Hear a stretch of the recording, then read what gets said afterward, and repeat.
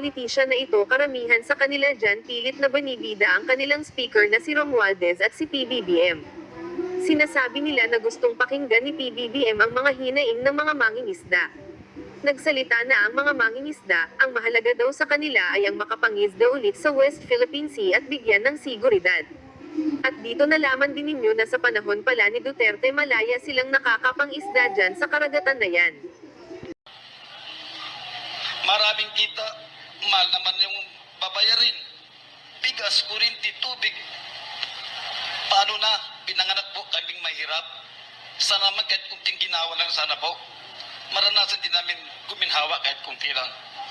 Hangiling lang namin po, mapara lang namin ang mga anak namin, masaya na kami. Hindi namin kuntento sa maraming pera. Sana po, hangiling namin kay mangingisda. Tulungan nyo kami. Hindi naman po kami tamad na mangingisda eh. Masipag po kami. Ang ayuda, parang panit lang yan. Percent lang sa amin yan. Kinabukasan, wala na. 5,000, 2,000. So, tusit kami mangisda. Hindi namin kailangan yan. Kung malaya kaming mangisda sa sarili naming bayan. Sino ba ang tutulong sa amin? Wala po kaming kilala. Dahil maliit na po kami. Sino tutulong sa amin? Kapag eleksyon, kilala mo kami. Pagdating sa problema, di nyo kami kilala. Paano po? Ito po, diretsahan po. Diretsahan po. Ang sinasabi ko, sasalubin ko po, diretsahan po ako. Huwag po kayong sumama sa amin kami mag-iisda.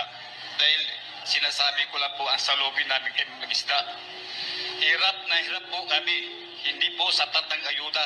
Malayang pangingisda lang po ang kailangan namin. Marami pong salamat. Lagi po ako nangingisda dyan. Ako po talaga ang unang hinaras ng China dyan ng 2014. Pero sa panahon naman nung nangyari na naging presidente si Rodrigo Duterte, muli po kaming nakabalik. Kaya ang pag-uumpisa po talaga ng pang-aras ng China dyan is 2014. Pero nahinto po nung umupo si President Duterte. Kaya kami pong mga mangingisda na laging nandyan po sa Scarborough is nakabalik.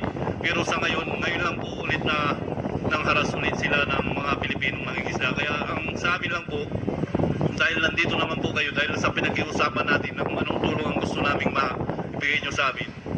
Mas marami na pong salamat na kung ano man po yung ibibigay nyo sa aming livelihood. Pero ang isang gusto lang po naming iparating sa inyo, yung security lang po namin na kung anong seguridad ang dapat naming maano dyan sa paglalakbay namin papunta po sa Scarborough na gaya ng sinabi, ngayong June 15, manguhuli sila. Paano naman po kaming talagang laging dyan po nangingisda sa Baho de Masinloc. Yun lang naman po ang gusto namin iparating sa inyo na kung ano ang maibibigay na seguridad para sa aming mga mangingisda.